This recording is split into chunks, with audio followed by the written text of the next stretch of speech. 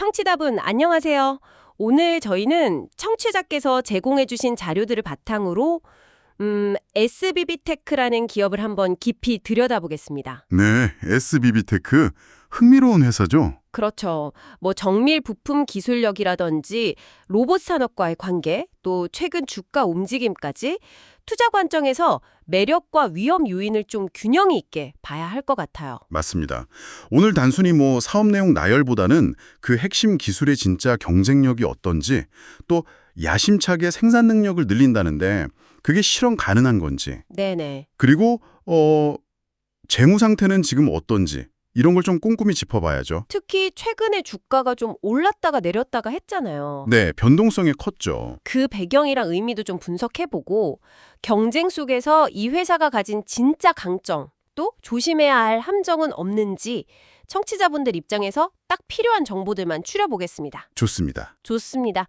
그럼 SBB테크 이 회사 어떤 곳인지 핵심 사업부터 좀 짚어볼까요? 네, 그러시죠. 이게 1993년에 세워져서 정밀 베어링이랑 또 감속기 이걸 전문으로 한다고 하더라고요. 맞습니다. 근데 특히 국내 최초 국산화 이게 딱 눈에 띄어요. 그렇죠. 중요한 부분이죠. 초박형 세라믹볼 베어링 이걸 처음 국산화했고 이걸 삼성전자나 SK하이닉스 같은 데 납품하고 있다 이 얘기죠. 네, 바로 그겁니다.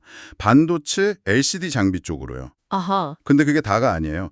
또 중요한 게 그 로봇 핵심 부품 있잖아요. 하모닉 드라이브 감속기. 아, 감속기. 네. 이것도 국내 최초로 국산화했다는 거죠. RV형, 유성형 다 만들고 로보 드라이브라고 자체 브랜드도 있고요. 와, 감속기도요? 네.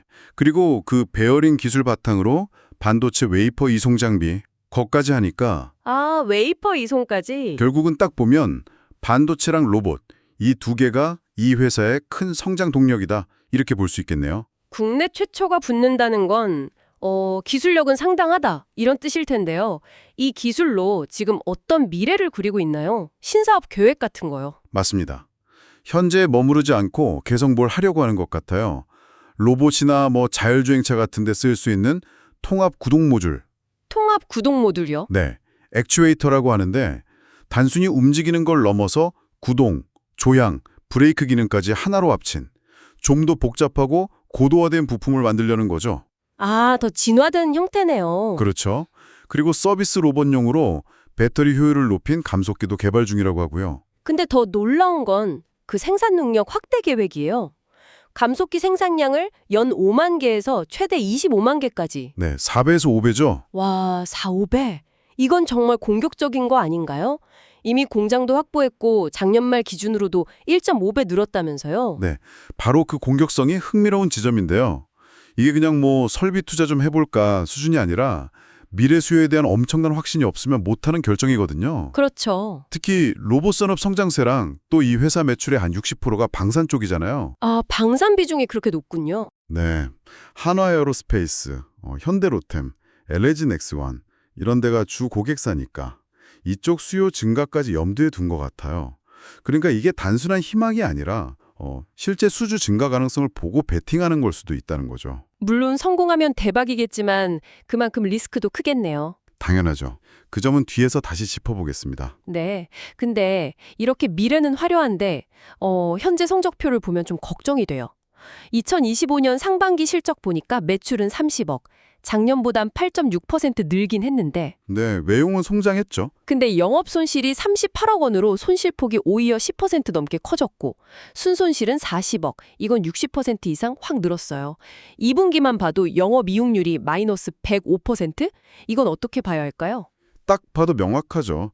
매출은 늘었는데 수익성은 더 나빠졌다. 이겁니다. 속빈 강정이네요. 물론 세부적으로 보면 베어링 쪽은 괜찮았어요. 대만 수출도 늘고 반도체 업황 회복 기대감도 있고 해서 전년 대비 30% 성장했으니까요. 아, 베어링은 좋았군요. 네.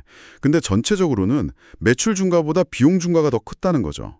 아마 그 생산 능력 확대하면서 고정비 부담이 늘어난 영향도 있을 거고요. 결국 시익성 개선, 이게 정말 시급한 과제네요.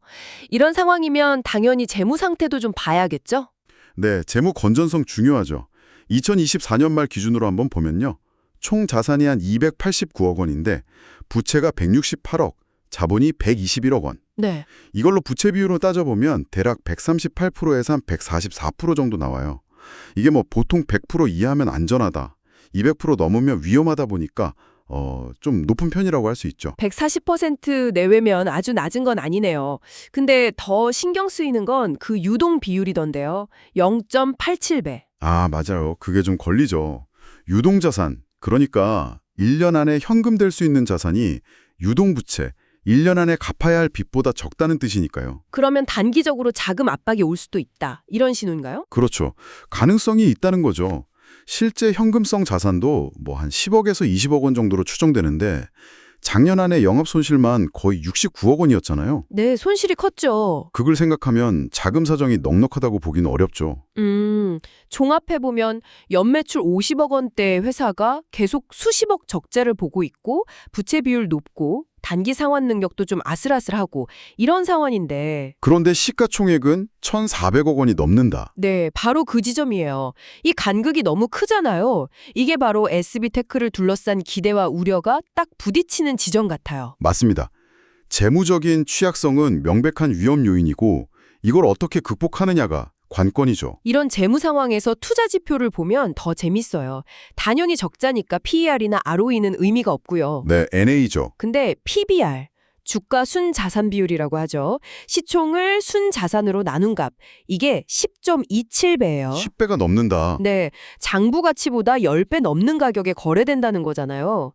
배당은 당연히 없고요. PBR 10배 이상? 와, 이 숫자에 많은 의미가 담겨 있죠. 그냥 성장 기대감이 높다, 이걸로는 설명이 부족해요. 재무적으로는 보면 좀 불안한데 시장에서는 이 회사의 기술력, 로봇, 방산, 이 테마에 어마어마한 가치를 매기고 있다는 거죠. 엄청난 프리미엄이네요. 그렇죠. 근데 동시에 이 높은 PBR에는 거품 가능성도 있다는 걸 꼭 기억해야 합니다. 주주 구성을 보면 또 그런 생각이 들어요. 최대 주주가 송현그룹 계열사인 KPF던데 여기랑 관계자들이 한 39% 정도 안정적으로 가지고 있고요. 네, 지배구조는 안정적이죠. 근데 반면에 삼성 자산운용이나 KB 자산운용 같은 기관 투자자 지분은 다 합쳐도 1%가 안 돼요. 외국인 지분도 1% 미만이고요. 기관이랑 외국인 비중이 그렇게 낮군요. 네, 이게 뭘 의미할까요? 이 높은 PBR이 혹시 개인 투자자들의 기대감만으로 만들어진 건 아닐까 하는 생각도 들어요. 충분히 그렇게 볼 수 있습니다. 기관들은 보통 재무 안정성이나 실적 검증된 걸 좀 더 보잖아요. 근데 SBB테크는 아직 그 기준에는 좀 못 미친다고 봤을 수 있죠. 그렇죠. 그리고 이렇게 기관이나 외국인 지분이 낮다는 건 아까 말한 높은 PBR과 맞물려서 주가 변동성이 더 풀 수 있다는 신호이기도 해요. 기대감이 확 꺾이면 급락할 수도 있다는 거죠. 실제로 최근 주가 움직임이 진짜 드라마틱했잖아요. 특히 지난 8월에 확 올랐을 때 그 배경이 좀 흥미없던데요. 네, 2025년 8월 급등, 여러 가지가 복합적으로 작용했죠. 첫 번째가 그 노란봉투법 통과 이슈였어요. 아, 노란봉투법. 네, 이게 파업 노동자에 대한 기업의 손해배상 청구를 좀 제한하는 법인데 이게 통과되니까 이제 기업들이 인건비 부담 때문에 로봇 도입 서두르겠구나, 이런 기대감이 확 퍼진 거죠. 로봇 관련주들이 다 같이 들썩였군요. 그렇죠. 로봇 테마 전체에 바람이 분 거죠. 근데 단순히 그 법안 통과 때문만은 아니었어요. 다른 요인도 있었죠. 네, 마침 삼성전자가 레인보우 로보틱스 지분을 더 사면서 로봇 산업 기대감이 최고조에 달했고요. SBB테크도 감속기 국산화 기업이니까 수혜주로 같이 부각된 거죠. 아, 삼성발 모멘텀? 거기에 더해서 2024년 기준으로 최근 2분기 동안 감속기 수주 잔고가 한 7,800개 정도 된다는 소식, 이것도 컸어요. 7,800개요? 그게 어느 정도 규모인가요? 그게 연간 생산 실적의 거의 2배에 달하는 물량이래요. 이게 다 소화되면 한 50억 원 정도 추가 매출이 나올 수 있다, 이런 기대감이 생긴 거죠. 와, 수주 잔고가 꽤 되네요. 그리고 정부 정책 얘기도 빼놓을 수 없겠죠. 맞습니다. 정부가 4차 지능형 로봇 기본 계획, 이걸 발표하면서 로봇 핵심 부품 국산화율을 80%까지 올리겠다, 이렇게 목표를 딱 정했거든요. 80%요? 네. 근데 로봇 원가의 30% 넘게 차지하는 게 감속기니까 이게 딱 핵심 타겟인 거예요. SBB테크 입장에서는 완전 든든한 지원군을 얻은 셈이죠. 근데요, 여기서 딱 드는 질문이 있어요. 수주 잔고 많고 정부가 밀어준다고 해도 아까 봤던 그 재무 상태, 그 제약 속에서 이걸 정말 돈으로 만들 수 있을까? 그렇죠. 그게 핵심 질문이죠. 생산 능력은 4에서 5배 늘린다는데 당장 공장 가동률은 별로 안 높다면서요? 이게 진짜 현실이 될 수 있을까요? 정확한 지적입니다. 수주 잔고, 정책 지원. 이거 다 좋은 신호는 맞는데 이게 진짜 이익으로 연결되려면 넘어야 할 산이 많아요. 그렇죠. 늘린 설비 효율적으로 돌리고 수주 물량 차질 없이 납품하고 그러면서 수익성까지 개선하는 그 실행 능력, 이걸 증명해야 하는 단계인 거죠. 많은 기업들이 기대감은 큰데 2단계에서 어려움을 겪기도 하고요. 확 올랐다가 다음날 1.85% 빠졌어요. 네, 좀 쉬어가는 모습이었죠. 거래량도 한 10만 주 정도. 거래대금 24억 원 수준이었고요. 9월 2일에 왜 빠졌을까요? 뭐 특별한 악재가 있었던 건 아닌 것 같은데요. 네, 그날 뭐 특별한 뉴스는 없었어요. 분석가들은 보통 전날 급등했으니까 자연스럽게 차익 실현 매물이 좀 나왔다. 이렇게 보고요. 아, 단기 차익 실현? 네. 그리고 상반기 실적 발표 후에 적자 지속된 거 확인했으니까 그런 부담감도 좀 있었을 거고 또 로보테마 자체가 단기에 너무 빨리 올랐으니까 좀 숨 고르게 하는 국면 아니었나? 뭐 이런 분석들이에요. 그렇죠. 52주 최고가가 거의 48,000원이었으니까 그거에 비하면 아직 반토막 수준이고 또 최저가 15,000원대보다는 올라왔고요. 네, 그 사이에서 움직이는 거죠. 기술적으로는 대략 2만 원 근처에서 지지선, 한 2만 5천 원 부근에서 저항선 이렇게 보는 시각이 많더라고요. 베타값은 1.03 정도니까 시장이랑 비슷하게 움직이는 편이고요. 종합해보면 이 SBB테크 주가는 실적 같은 펀더멘탈보다는 노랑봉투법, 삼성투자, 정부 정책 이런 외부 뉴스나 테마에 훨씬 민감하게 움직인다 이렇게 볼 수 있겠네요. 네, 그런 경향이 강하죠. 그만큼 성장 기대감이 주가에 많이 녹아있다는 뜻이기도 하고 또 어떻게 보면 단기 이슈에 따른 투기적 수요도 꽤 있다는 의미도 되고요. 변동성이 클 수밖에 없는 구조입니다. 그럼 좀 냉정하게 봤을 때 시장에서 이 회사의 진짜 경쟁력은 뭘까요? 기술력은 다들 인정하는 분위기인데 점유율은 아직 좀 작잖아요. 강점은 분명히 있습니다. 특히 그 고온이나 부식 같은 극한 환경용 특수 베어링 기술, 그리고 정밀 감속기, 특히 하모닉 드라이브 설계랑 제조 기술, 이게 핵심이죠. 네. 단순히 만드는 걸 넘어서 특수 재료, 표면 처리, 윤활 기술까지 다 가지고 있다는 게 중요하고요. 그리고 국내 최초 국산화하면서 쌓인 노하우나 계속 R&D 투자하는 것도 무시 못하고요. 근데 현실적으로 하모닉 감속기 시장은 일본 HDS가 거의 70% 이상 먹고 있고 중국 업체들도 막 치고 올라와서 한 20% 한다면서요? SBB테크는 한 5% 정도로 보던데 이 구도 깨는 게 쉽지 않을 것 같은데요? 점유율만 보면 그렇죠? 갈 길이 멀죠. 근데 경쟁 우위 요소도 없는 건 아니에요. 첫째는 역시 국산화 프리미엄이죠. 가격 경쟁력인가요? 네, 가격 경쟁력 확보할 수 있고 또 납기나 기술 지원 면에서도 국내 기업이 유리할 수 있죠. 둘째는 아까 말한 정부의 강력한 국산화 정책 지원, 이게 실제 구매로 이어질 가능성이 있다는 거고요. 네. 셋째는 타겟 시장을 잘 잡았다는 거예요. 특히 그 협동 로봇, 코봇 시장이 엄청 크고 있잖아요. 아, 협동 로봇. 네, 2025년이면 전체 산업용 로봇 시장의 3분의 1 이상을 차지할 거란 전망도 있는데 이 시장을 집중 공략하고 있거든요. 여기서 점유율을 확보하면 의미 있는 성장이 가능하죠. 또 하모닉, RV, 유성 감속기 다 만든다는 것도 다양한 로봇 수요에 대응할 수 있는 장점이고요. 알겠습니다. 자, 그럼 지금까지 분석한 내용을 바탕으로 투자 전략이랑 위험 요인 이걸 좀 정리해 볼게요. 제공된 자료에서는 일단 장기적인 관점을 제안하더라고요. 네, 단기보다는 장기 투자 관점. 그리고 주가가 좀 조정을 받을 때 나눠서 사는 분할 매수. 예를 들면 18,000원에서 21,000원 사이 구간에서 매수를 고려해 보고 네, 조정시 매수 구간. 1차 목표가는 28,000원에서 3만 원. 만약에 진짜 흑자 전환 성공하면 2차로 35,000원에서 4만 원까지도 볼 수 있다. 이런 분석이 있었고요. 손절 라인은 16,000원. 네, 그건 이제 성장 스토리에 베팅하는 전략인데요. 반드시 동전의 뒷면, 그러니까 위험 요인도 같이 봐야 합니다. 다시 한번 정리하면 첫째, 재무 불안정성, 계속되는 적자, 140% 안팎의 부채 비율, 1도 안 되는 유동 비율. 이거 언제든 발목 잡을 수 있어요. 네, 가장 큰 리스크죠. 네, 둘째, 낮은 가동률. 공장 아무리 크게 지어도 제대로 안 돌아가면 고정비 부담만 늘어나요.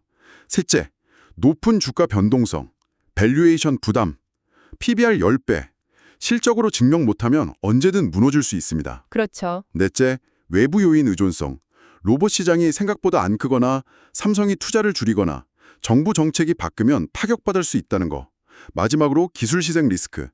이게 고정밀 부품이다 보니까 불량률 관리나 품질 유지가 까다로워서 예상치 못한 문제 터질 수도 있고요. 위험 요인도 만만치 않네요. 자, 이 모든 정보들이 청취자분께는 어떤 의미일까요? 결국 투자 결정은 직접 하셔야 하는데요. 네, 그렇죠. SBB테크는 고성장 산업 플러스 핵심 기술 국산화. 이 매력적인 스토리가 있어요. 이게 높은 기대감을 만들고 있죠. 네, 스토리는 확실해요. 하지만 그 뒤에는 지속적인 적자 플러스 취약한 재무 플러스 실행 능력 검증 필요, 이 현실적인 과제가 딱 버티고 있습니다. 그러니까 높은 수익을 기대할 수 있는 만큼 높은 위험도 같이 안고 있는 뭐랄까 양날의 검 같은 상황인 거죠. 하이 리스크, 하이 리턴 가능성이군요. 맞습니다. 청취자분께서 이 성장 잠재력에 대한 믿음과 또 현실적인 위험을 얼마나 감수할 수 있는지 그 균형점을 잘 찾으시는 게 핵심 투자 포인트가 될 겁니다. 그래서 만약 투자를 고려하신다면 몇 가지는 꼭 계속 확인하셔야 할 것 같아요. 어떤 것들일까요? 첫째는 그 감속기 수주 잔고. 이게 진짜 매출이랑 이익으로 얼마나 빨리 연결되는지 그 속도를 봐야 하고요. 둘째는 분기별 실적 발표 때마다 흑자 전환 가능성이 보이는지 아니면 적자 폭이라도 줄어드는지. 네, 실적 개선 여부 중요하죠. 셋째는 그 늘어난 생산 설비 가동률이 진짜 올라가는지. 넷째는 방산이나 수출 매출 비중이 의미 있게 늘어나는지. 이런 걸 계속 좀 면밀히 봐야 할 것 같습니다. 네, 아주 중요한 모니터링 포인트들입니다. 오늘 SBB테크 분석을 요약하면 성장 잠재력과 기술력이라는 밝은 면과 재무적 불안정성, 수익화 과제라는 어두운 면이 갇혀 있는 기업이다. 이렇게 볼 수 있겠네요. 정부 정책이나 시장 테마라는 바람은 타고 있지만 결국 자기 힘으로 항해하는 능력을 보여줘야 하는 시점이군요. 그렇죠. 마지막으로 청취자분께서 스스로에게 한번 던져볼 질문을 남기면서 마무리할까 합니다. 네, 어떤 질문인가요? SBB테크의 성장은 과연 이 회사 자체의 기술 경쟁력과 시장 장악력에 기반한 내재적인 성장일까요? 아니면 정부 정책이나 삼성 같은 대기업의 투자 방향 같은 외부 변수에 더 크게 좌우되는 구조일까요? 아, 내재적 성장 대 외부 요인 의존성. 네. 이 질문에 대해서 청취자분 스스로 한번 답을 찾아보시는 게 이 기업에 대한 투자 결정을 내리시는데 아주 중요한 기준점이 될 수 있을 겁니다.